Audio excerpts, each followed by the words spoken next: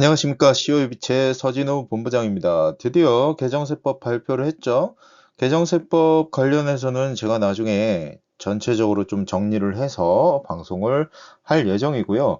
오늘은 그보다도 지난 방송에서 자녀 1억 증여 세금 0원 확정이라고 제가 방송을 했었는데, 그때 당시에 결혼을 하게 되면 1억을 추가로 공제를 해주는 법안을 검토하고 있다라고 했었어요.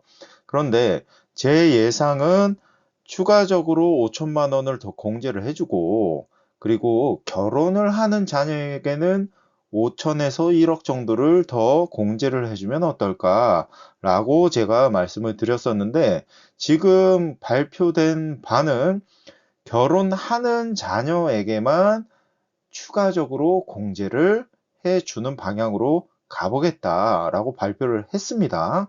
그런데 이게 확정은 아니에요.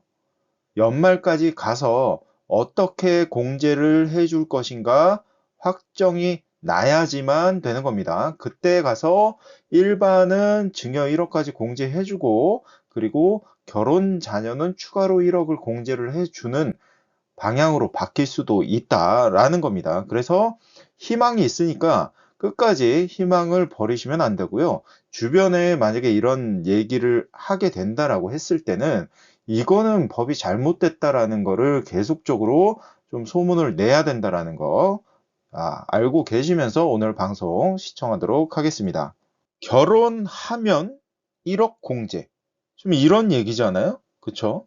그러면 반대로 1억을 공제해주면 결혼을 할 수 있다라는 이상한 지금 법안이 발표가 된 거죠. 근데 이게 지금 개정세법을 보면 어떤 내용으로 발표가 됐는지 한번 살펴보고 말씀 나누도록 하겠습니다. 자, 개정세법이에요. 개정세법. 미래 대비라는 거죠. 미래 대비. 국가의 존속에 관련된 문제입니다. 그래서 결혼과 출산과 양육에 대한 지원을 해 준다라는 거고요.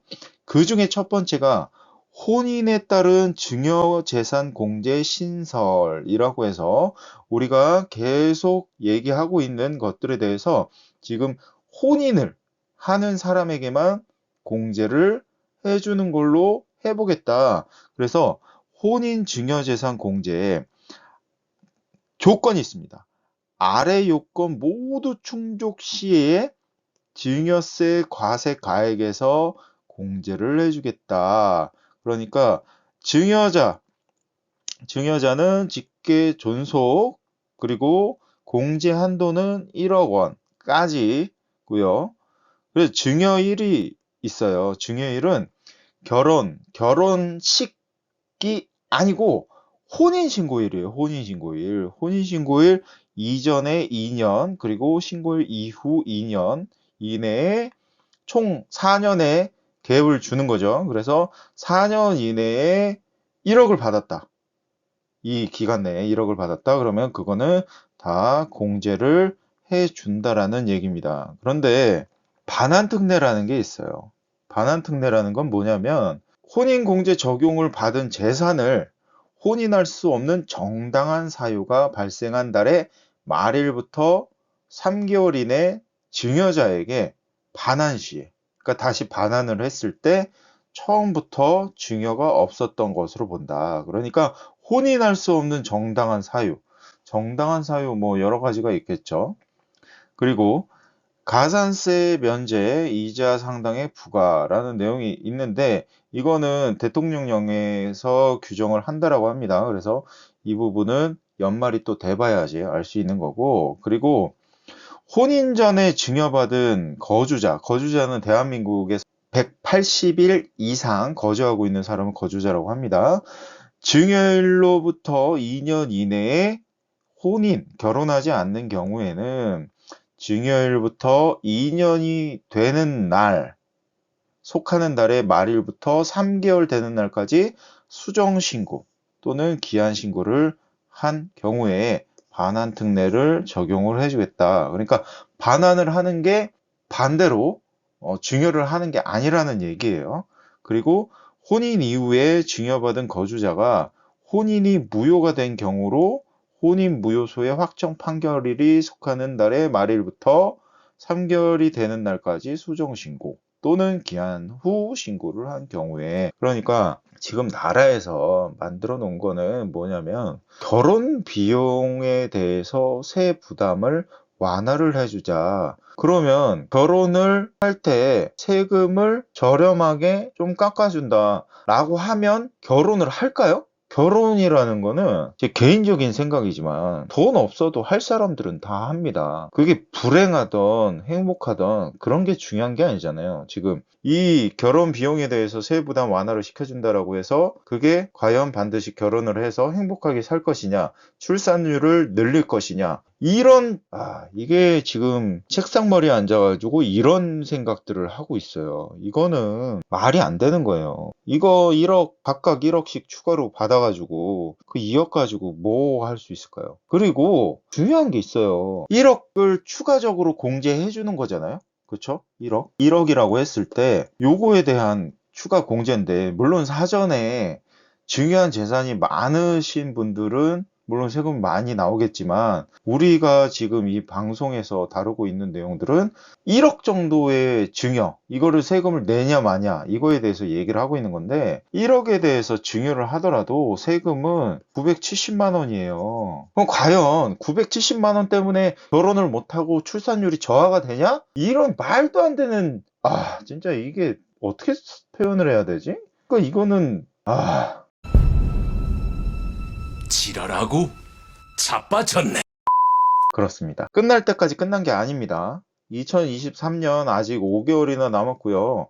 12월 달에도 정말 결혼 자녀에게만 공제를 해준다. 이거는 진짜 생각 없는 겁니다. 이거는 진짜 뭐가 잘못됐는지를 모르는 거예요. 국가의 존속 관련해서 왜 출산율이 OECD 국가 중에 꼴찌고 부채 비율이 OECD 국가 중에 1위고 왜 이런지 지금 자기들 주머니만 배 채울 수 있으면 다인가? 제가 정치적인 발언은 잘 안 하는데 이거는 문제가 좀 심각하죠. 왜 이런 문제가 발생했는지 조차를 분석을 못 하고 있잖아요, 지금. 일단은 어떤 대책이 나왔는지 좀 더 살펴볼게요. 미래계획. 자, 자녀 장려금 대상 및 지급의 확대라고 해서, 자녀 장려금이라는 게 이제 소득 기준 4천만 원. 아니, 최저시급은 그렇게 계속 올려놓고 총 소득 기준 금액이 4천만 원이면 뭐 어쩌라는 얘기예요, 도대체. 그렇죠? 그래서 7천만 원까지 올려줬어요. 그런데 자녀 1인당 최대 100만 원까지 지급을 해준다라는 내용인데, 그거는 제가 관심이 없는 거예요. 예. 이거 지금 20만 원 더 해준다고 지금, 자, 20만 원, 매달 20만 원을 더 해줘요. 그러면 1년이면은 240만 원이죠. 1년에 240만 원을 더 준다고 출산율이 올라가냐? 야, 이거는 진짜, 진짜 깝깝스럽다. 누가 이 정책을 냈는지. 물론 더 주는 건 좋습니다. 더 주는 건 좋은데, 그러니까 이게 좀 약간 이제 좀 저소득층 관련해서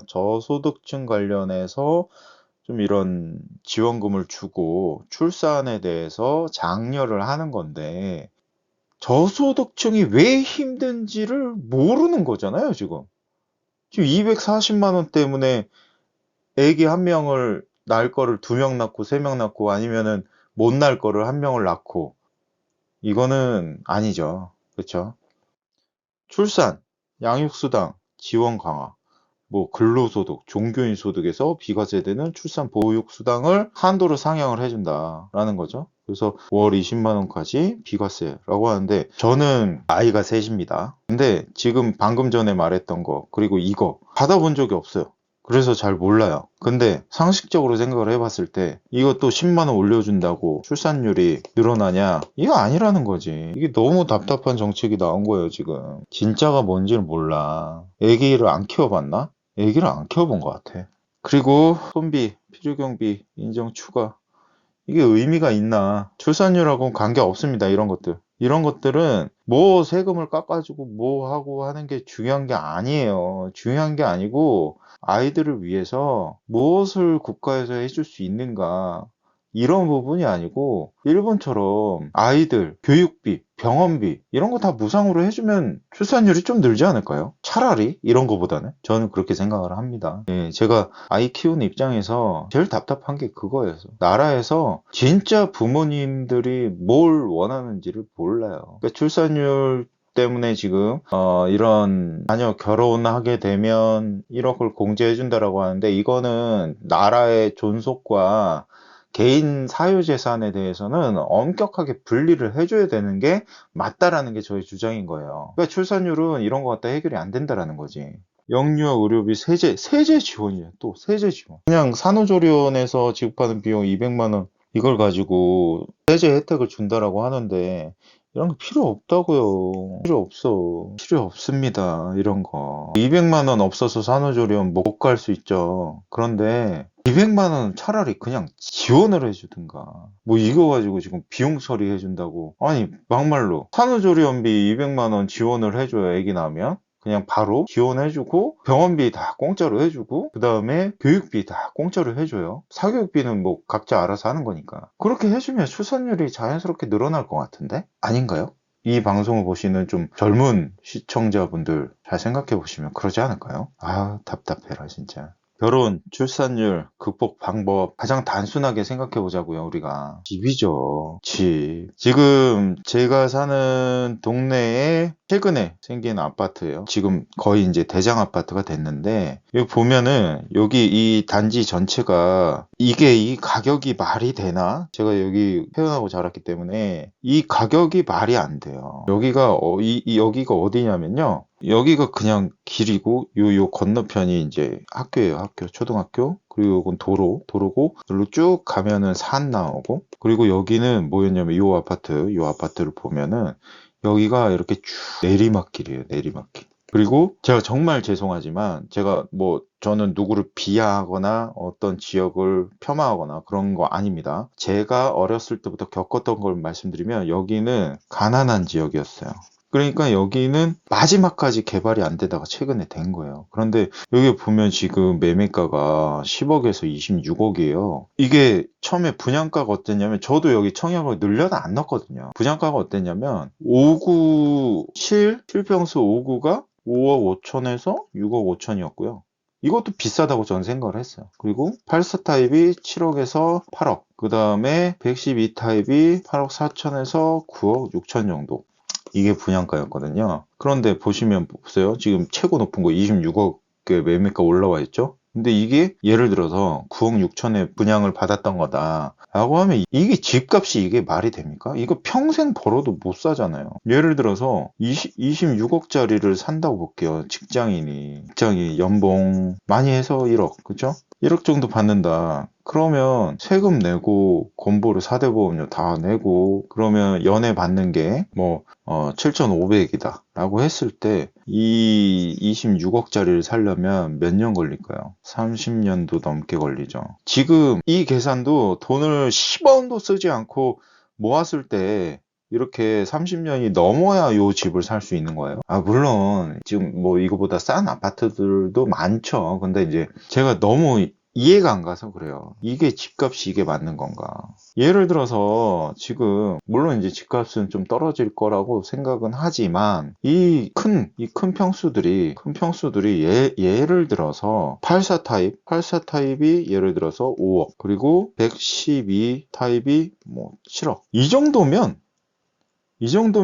직장인들도 돈을 모아서 살 수가 있겠죠. 근데 이게 물론 이제 다 투기꾼들 때문에 그런 거긴 한데 이게 말이 안 된다라는 거죠.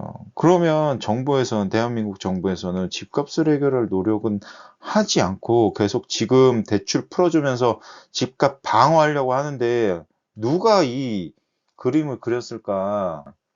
이건 아무도 모르죠. 알아도 모르는 거죠, 이거는. 이게 다 문제가 있는 거예요. 자기들이 이제 기득권들이 다 돈을 집에 투자하고 부동산에 있으니까 부동산 가격 안 떨어지게 하려고 지금 여러 이상한 짓거리들을 하고 있는데 지금 전 세계적으로 DSR 은행 부실 위험하다고 해서 지금 잡고 있는데 그걸 다 지금 우회로 다 풀어버렸으니 이게 나라가 안 망한 게 다행이에요. 안 망한 게 다행이에요. 진짜 안타깝습니다. 진짜 문제가 뭔지 모르나? 자, 볼게요. LH 지금 사태 터졌죠? LH의 설립 근거를 볼게요. 설립 목적. 한국토지주택공사를 설립하여 토지의 취득, 개발, 비축, 공급, 도시의 개발, 정비, 주택의 건설, 공급, 관리 업무를 수행하게 함으로써 국민 주거 생활의 향상과 국토의 효율적인 이용을 도모하여 국민 경제의 발전에 이바지함을 목적으로 한다. 라고 되어 있고 자본금은 누가 냈어요? 공사의 자본금은 40조 원으로 하고 그 전액을 정부가 출자한다. 라는 거죠. 그러면 LH는 대한민국 정부 거예요. 자, 여기 LH 홈페이지에서 다 포함 겁니다.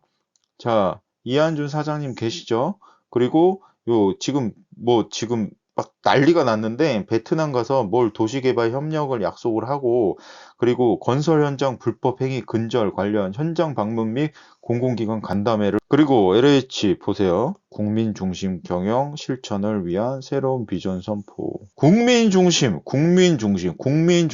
국민 중심, 국민의 중심을 빼먹겠다. 이건가? LH 순살 아파트 속출 15개 단지에서 무더기로 철근 누락. 그러니까 왜 집을 짓는데 왜 쇠를 다 빼먹는 거예요 도대체? 그럼 결국에는 먹고 자고 쉬고 아이를 키울 곳이 없으니까 출산율이 안 나오는 거잖아요 지금. 그런데 그거를 대한민국 정부에서 지금 돈을 다 빼먹고 정관예우라고 해가지고 LH 출신들한테 감리 다 맡기고 지금 정부가 지금 국가의 존속을 위해서 집값을 하락시켜 주고 집을 더 튼튼하게 해주고 정말 내가 쉬고 사랑하는 아이를 키울 수 있는 집을 만들어줘도 모자를 판국에 이렇게 다 빼먹고 이게 뭔 짓을 하는 건지 모르겠어요. 그래놓고 지금 개인의 사유 재산과 함께 지금 출산율을 묶어가지고 지금 결혼 자녀에게만 1억을 공제를 해준다? 이게 뭔 진짜 이해할 수가 없네 진짜. 자, 아직까지 확정은 아닙니다. 아직까지 확정은 아닌데 12월 말에 어떻게 나올지 한번 보겠습니다. 제발 대한민국 정부에서 제 방송을 한번 봤으면 좋겠네요. 나라에서 국민들의 중심인 철근을 다 빼먹은 거야. 이게 국민 중심을 위한 LH예요? 지금? 예? 뭐 미안하다고 사과하면 다예요? 다 죽으면 어떡하라고. 상품백화점도 그래서 지금 무너진 거잖아요. 철근 다 빼먹어갖고. 제 생각입니다. 국가의 존속 유지는 국가가 책임을 져야 한다. 개인의 증여공제 상향과 국가의 존속은 반드시 분리돼야 한다. 왜 내가 번 돈을 자녀에게 주는데 물가 상승률도 못 맞추고 GDP도 못 맞추고 옛날 옛적에 했던 5천만 원 가지고 아직도 쓰고 있냐. 이거 물가 상승률만 맞춰줘도 1억 5천까지는 공제를 해줘야 된다 이 사람들아. 결혼이 문제가 아니라 제 개인적인 의견입니다. 그래서 이거 지금 이 방송 기다리신 분들 많으실 텐데 12월 달까지 한번 기도해 보도록 하겠습니다. 그냥 증여재산 공제 1억까지 사실 5천에서 5천만 원 더 늘려주는 것도 세금으로 따지면 500만 원도 안 돼요. 그런데 그게 중요한 게 아니에요. 그게 중요한 게 아니고 지금 국가가 모든 것들을 다 못 따라가고 있다라는 거예요. 저는 특정 당을 싫어하거나 폄하하지 않습니다. 그냥 있는 그대로를 얘기했을 뿐입니다. 오늘 방송 공감이 되시면 좋아요와 구독, 알림 부탁드리겠습니다. 시오의 빛의 서진우였습니다.